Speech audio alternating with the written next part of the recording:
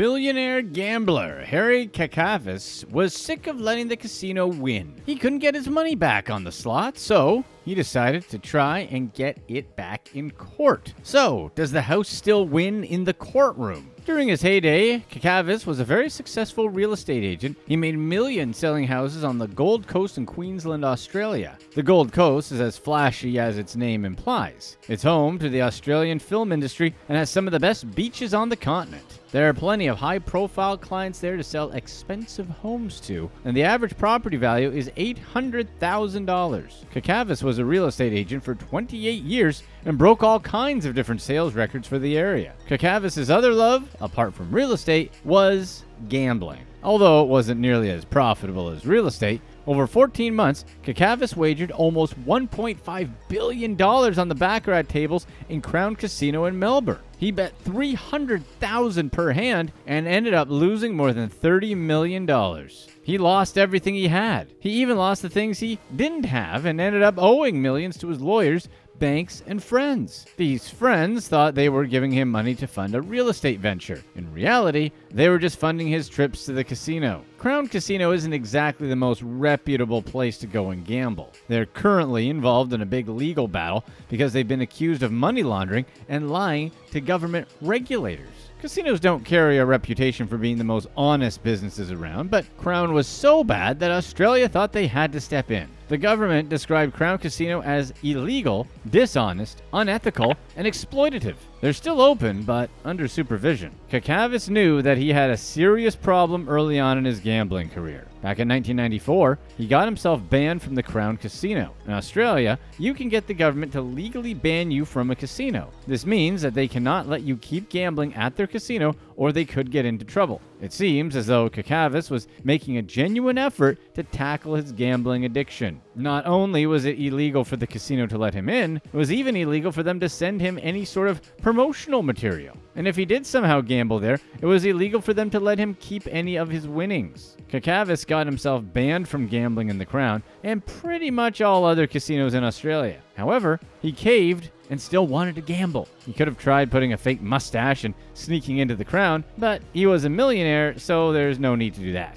He just got on a plane and flew out to Vegas, where he was free to do all the gambling he wanted. Kakavas continued to frequent Vegas even after his ban in Australia was lifted per his own request. Maybe he just liked Vegas. But while he was there, he was spotted by someone connected to the Crown. Even though his gambling ban was gone, the Crown had banned Kakavas themselves because they were worried he might cause trouble. The Crown didn't want Kakavas losing money in Vegas casinos. No, they wanted him to lose money in their casino. The Crown lured Kakavas back to Australia with special benefits so that they could keep milking him. It took a lot to get Kakavas to leave Vegas, even though he was losing millions there. The Crown gave him all sorts of free stuff. Free luxury rooms, free food, free drinks, free limo rides, and even free private jet trips. The Crown sent a plane to pick him up and fly him out to the casino. It was worth it for them to lose money in the short term on all these freebies for their favorite customer. They knew Kakavas would give it back and more. They even flew him out to the Philippines and back for a vacation. He didn't even gamble there. On a few occasions,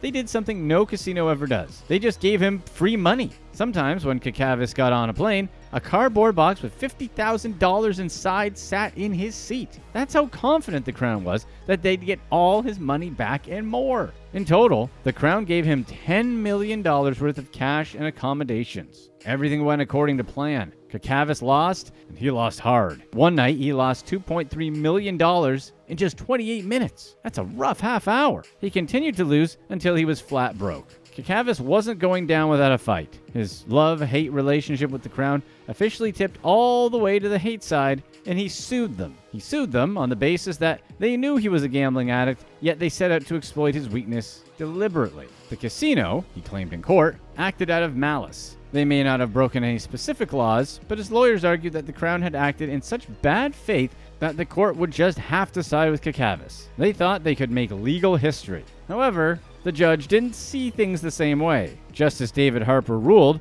that there was no law that allowed gamblers to recoup their losses in court. Until some new law is passed, casinos are free to do as they please, and if you're a gambling addict, that's your problem. While it may seem as though the Crown deserves to lose here, it's important to keep in mind the broader legal issue at hand. What would happen if Kakavas had won? Could anyone get their money back from a casino just by claiming to be a gambling addict? How could you prove that you were a gambling addict? The strange court case was not entirely without precedent. In 1999, a poker addict named Chris Reynolds tried to sue a casino. Reynolds had repeatedly asked the casino to deny his credit. They did, but they also let him cash checks and lose hundreds of thousands of dollars. Reynolds begged the club to ban him and not let him gamble there anymore. The casino won in this case as well, even though the manager had made a verbal agreement with Reynolds to not allow him to gamble there anymore. The casino was found to have no liability. What they had done was perhaps cruel, but not illegal. The judge ruled that Reynolds had lost his money as a result of deliberate and voluntary acts. There was just no way for gamblers to get their money back. Unless they continued to gamble and won, that is. But that mindset is kind of the whole problem. A similar case happened in 2007 when a gambler by the name of Furrow sued Sydney Star City Casino. They allowed him to break his self-ban on 65 separate occasions, and he lost $600,000 at the casino. The judge once again ruled that he had only himself to blame and that the casino was not liable for his lost money. There's a reason this whole story happened in Australia. Australians are among the biggest gamblers in the world.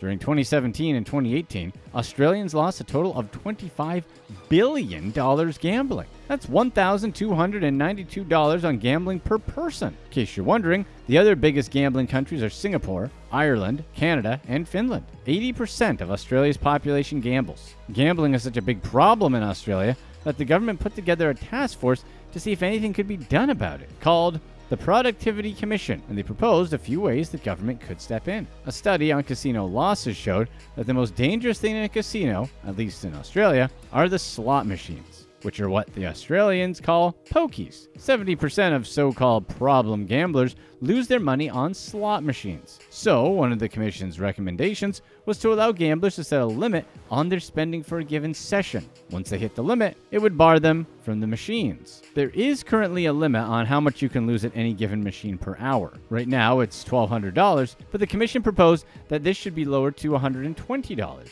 As you can imagine, the casinos did not think that this was a good idea. It would be a huge blow to their profits, so much so that they said they would have to downsize the whole operation to accommodate the change. Other countries have created similar sorts of laws in order to curb gambling, so this isn't a purely hypothetical discussion. In Canada, one of the other big gambling countries, casinos use a software called iCare. It may seem preposterous to imagine casinos caring, especially after everything in this video. Canada's iCare system identifies gambling addicts. They claim that it can do so very effectively and is 97% accurate. It's nice that they're identifying them, but they don't really do anything about it. Generally speaking, gambling addicts are not banned. They are, however, offered counseling. That's how the system works in theory anyway. In practice, it's difficult to enforce. Some people in Australia would like to see something similar implemented in their own casinos, only the system would then ban the people it identifies as addicts. It's unlikely that Australia will ever enact such harsh reforms on casinos. Casinos are simply too big of a revenue source for the government. About 10% of the state revenue comes from gambling. So, restrictions on how much you can bet wouldn't just hurt the casinos, it would hurt the government they pay taxes to. After losing the case, Kakavas went back to the more profitable world of real estate. He renewed his real estate license and got back to the thing that actually made him money. His battle with the crown caused him to take 7 years off from real estate so he could focus on his legal battle that went nowhere. His lawyers were, supposedly, so sure that they would win, they worked for free, planning to cash in on the massive payout from the crown. Kakavas branched out from just selling beachfront property to selling all sorts of houses. Maybe he realized it was time to switch up his life a bit. He seems to have gotten over the lawsuit and his gambling issues. He's happy to be free from the distractions and has since accepted the court's decision. It took him a long time for Kakavas to escape gambling, but better late than never. Click here to watch one of these next videos. And let us know in the comments section what's the most you've ever won or lost in a casino.